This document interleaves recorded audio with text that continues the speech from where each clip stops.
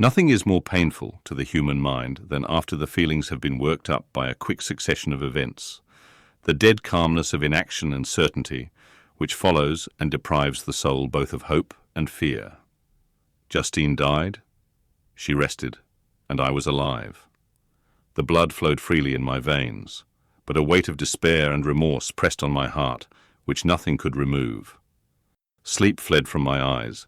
I wandered like an evil spirit, for I had committed deeds of mischief beyond description, horrible.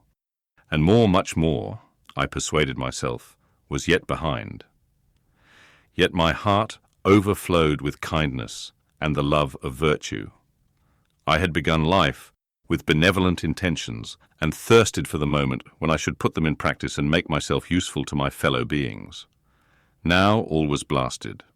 Instead of that serenity of conscience which allowed me to look back upon the past with self-satisfaction, and from thence to gather promise of new hopes, I was seized by remorse and the sense of guilt, which hurried me away to a hell of intense tortures, such as no language can describe. This state of mind preyed upon my health, which had perhaps never entirely recovered from the first shock it had sustained. I shunned the face of man. All sound of joy or complacency was torture to me. Solitude was my only consolation. Deep, dark, death-like solitude. My father observed with pain the alteration perceptible in my disposition and habits, and endeavoured by arguments deduced from the feelings of his serene conscience and guiltless life to inspire me with fortitude and awaken in me the courage to dispel the dark cloud which brooded over me. "Do you think, Victor," said he, "that I do not suffer also? No one could love a child more than I loved your brother." Tears came into his eyes as he spoke. "But is it not a duty to the survivors that we should refrain from augmenting their unhappiness by an appearance of immoderate grief?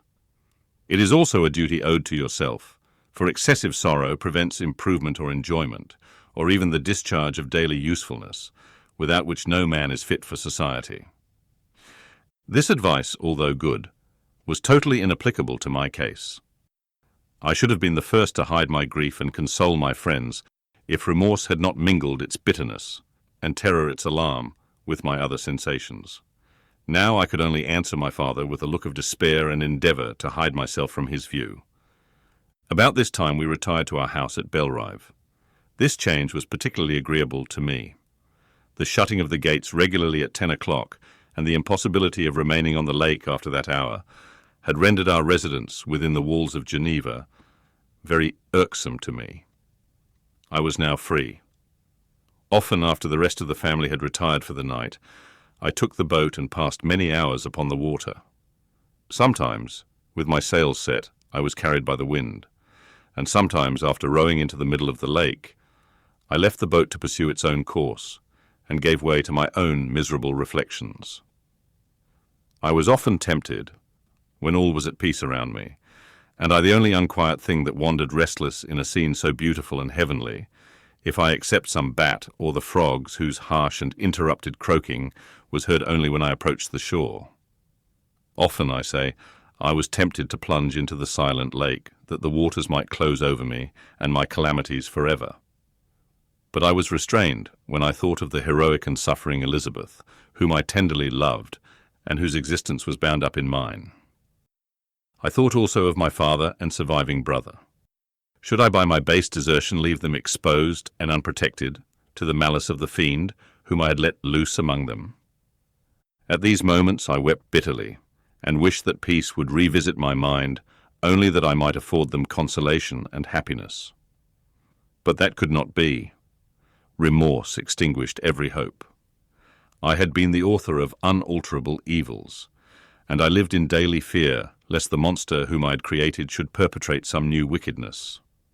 I had an obscure feeling that all was not over, and that he would still commit some signal crime, which by its enormity should almost efface the recollection of the past. There was always scope for fear so long as anything I loved remained behind. My abhorrence of this fiend cannot be conceived. When I thought of him, I gnashed my teeth, my eyes became inflamed, and I ardently wished to extinguish that life which I had so thoughtlessly bestowed. When I reflected on his crimes and malice, My hatred and revenge burst all bounds of moderation. I would have made a pilgrimage to the highest peak of the Andes, could I, when there, have precipitated him to their base. I wished to see him again, that I might wreak the utmost extent of abhorrence on his head, and avenge the deaths of William and Justine. Our house was the house of mourning. My father's health was deeply shaken by the horror of the recent events. Elizabeth was sad and desponding. She no longer took delight in her ordinary occupations. All pleasure seemed to her sacrilege toward the dead. Eternal woe and tears, she then thought, was the just tribute she should pay to innocence, so blasted and destroyed. She was no longer that happy creature who in earlier youth wandered with me on the banks of the lake and talked with ecstasy of our future prospects. The first of those sorrows, which are sent to wean us from the earth, had visited her, and its dimming influence quenched her dearest smiles. "When I reflect, my dear cousin," said she, "on the miserable death of Justine Moritz, I no longer see the world and its works as they before appeared to me. Before, I looked upon the accounts of vice and injustice that I read in books, or heard from others as tales of ancient days or imaginary evils. At least they were remote and more familiar to reason than to the imagination. But now misery has come home, and men appear to me as monsters thirsting for each other's blood. Yet I am certainly unjust. Everybody believed that poor girl to be guilty, and if she could have committed the crime for which she suffered, assuredly she would have been the most depraved of human creatures.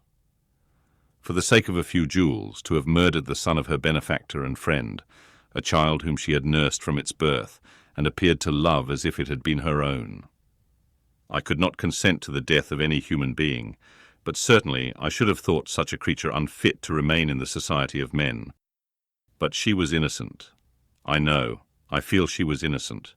You are of the same opinion, and that confirms me. Alas! Victor, when falsehood can look so like the truth, who can assure themselves of certain happiness? I feel as if I were walking on the edge of a precipice, towards which thousands are crowding and endeavoring to plunge me into the abyss. William and Justine were assassinated, and the murderer escapes. He walks about the world free, and perhaps respected. But even if I were condemned to suffer on the scaffold for the same crimes, I would not change places with such a wretch. I listened to this discourse with the extremest agony. I, not in deed, but in effect, was the true murderer. Elizabeth read my anguish in my countenance, and kindly taking my hand, said, "My dearest friend, you must calm yourself. These events have affected me, God knows how deeply, but I am not so wretched as you are. There is an expression of despair, and sometimes of revenge, in your countenance that makes me tremble. Dear Victor, banish these dark passions. Remember the friends around you who centre all their hopes in you. Have we lost the power of rendering you happy?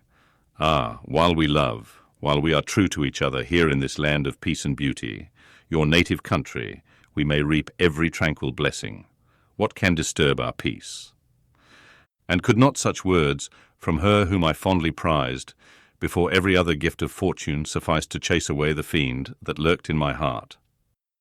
Even as she spoke, I drew near to her, as if in terror, lest at that very moment the destroyer had been near to rob me of her. Thus not the tenderness of friendship, nor the beauty of earth, nor of heaven, could redeem my soul from woe. The very accents of love were ineffectual. I was encompassed by a cloud which no beneficial influence could penetrate.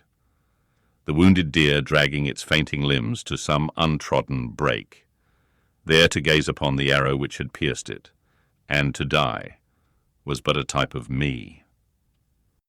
Sometimes I could cope with the sullen despair that overwhelmed me, but sometimes the whirlwind passions of my soul drove me to seek, by bodily exercise and by change of place, some relief from my intolerable sensations. It was during an access of this kind that I suddenly left my home, and bending my steps towards the near alpine valleys, sought in the magnificence, the eternity of such scenes, to forget myself and my ephemeral, because human sorrows. My wanderings were directed towards the valley of Chamonix. I had visited it frequently during my boyhood. 6 years had passed since then. I was a wreck, but naught had changed in those savage and enduring scenes. I performed the first part of my journey on horseback, I afterwards hired a mule, as the more sure-footed and least liable to receive injury on these rugged roads. The weather was fine. It was about the middle of the month of August, nearly 2 months after the death of Justine, that miserable epoch from which I dated all my woe. The weight upon my spirit was sensibly lightened as I plunged yet deeper in the ravine of Arve. The immense mountains and precipices that overhung me on every side, the sound of the river raging among the rocks, and the dashing of the waterfalls around spoke of a power, mighty as omnipotence, and I ceased to fear or to bend before any being less almighty than that which had created and ruled the elements, here displayed in their most terrific guise. Still, as I ascended higher, the valley assumed a more magnificent and astonishing character. Ruined castles hanging on the precipices of piny mountains, the impetuous Arve, and cottages every here and there peeping forth from among the trees, formed a scene of singular beauty. But it was augmented and rendered sublime by the mighty Alps, whose white and shining pyramids and domes towered above all, as belonging to another earth, the habitations of another race of beings. I passed the bridge of Pélissier, where the ravine, which the river forms, opened before me, and I began to ascend the mountain that overhangs it. Soon after, I entered the valley of Chamonix. This valley is more wonderful and sublime, but not so beautiful and picturesque as that of Servox, through which I had just passed. The high and snowy mountains were its immediate boundaries, but I saw no more ruined castles and fertile fields. Immense glaciers approached the road. I heard the rumbling thunder of the falling avalanche and marked the smoke of its passage. Mont Blanc, the supreme and magnificent Mont Blanc, raised itself from the surrounding aiguilles, and its tremendous dome overlooked the valley. A tingling, long-lost sense of pleasure often came across me during this journey. Some turn in the road, some new object suddenly perceived and recognized, reminded me of days gone by, and were associated with the light-hearted gaiety of boyhood. The very winds whispered in soothing accents, and maternal nature bade me weep no more. Then again the kindly influence ceased to act. I found myself fettered again to grief and indulging in all the misery of reflection. Then I spurred on my animal, striving so to forget the world, my fears, and more than all, myself, or in a more desperate fashion, I alighted and threw myself on the grass, weighed down by horror and despair. At length I arrived at the village of Chamonix. Exhaustion succeeded to the extreme fatigue both of body and of mind which I had endured. For a short space of time I remained at the window watching the pallid lightnings that played above Mont Blanc and listening to the rushing of the Arve which pursued its noisy way beneath. The same lulling sounds acted as a lullaby to my too keen sensations. When I placed my head upon my pillow, sleep crept over me. I felt it as it came and blessed the giver of oblivion.